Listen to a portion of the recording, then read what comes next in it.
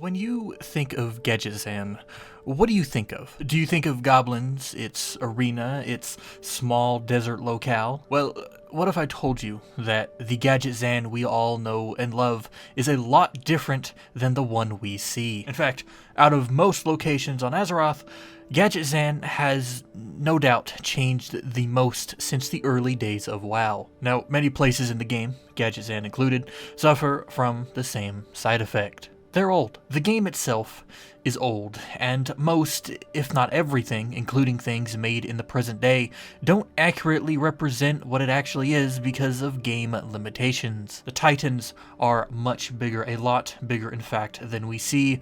Wars, zones, and battles are on a larger scale, and the Great Sea is, well, great. Azeroth is a big place, but in-game one can fly from one side of the Eastern Kingdoms in all but 15 to 20 minutes. So when it comes to Gadgetzan, Gadgetzan is not some 3-4 building hamlet in the middle of a desert, at least not anymore. For most of its history, Gadgetzan existed as a backwater cartel city that had few connections to the inner continent of Kalimdor and the wider world. It might have been the capital of the Steamweedle cartel, it might have been home to skilled engineers, miners, and skinners, but when it came to location, places like Ratchet and Booty Bay were better suited for your everyday traveler. Ratchet put you in the heart of Kalimdor, and Booty Bay placed you on the outskirts of Alliance lands. And Gadgetzan, well, Gadgetzan puts you close to Silithus, I guess? Then, to top it all off, right at the heart of the Goblin trade network, you have Kazan, the Undermine,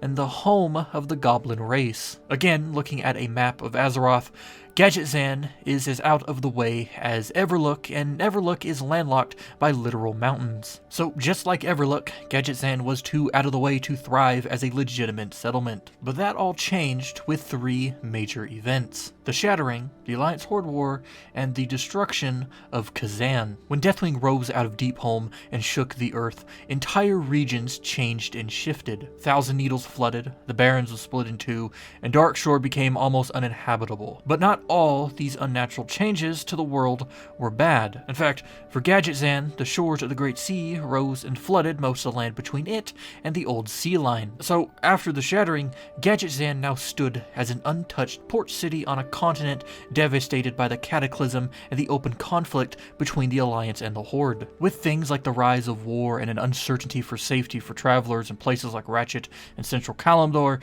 the resurgence of long-lost Oldham, and the campaigns on the mystical lands of Pandaria, Gadgetzan rose to importance. Adventurers, traders, brigands, refugees from places like Theramore and Kazan, they all coalesced into the city, transforming it from this into an expansive, bustling melting pot that was safe from war, death, and immediate destruction. It had beachfront property.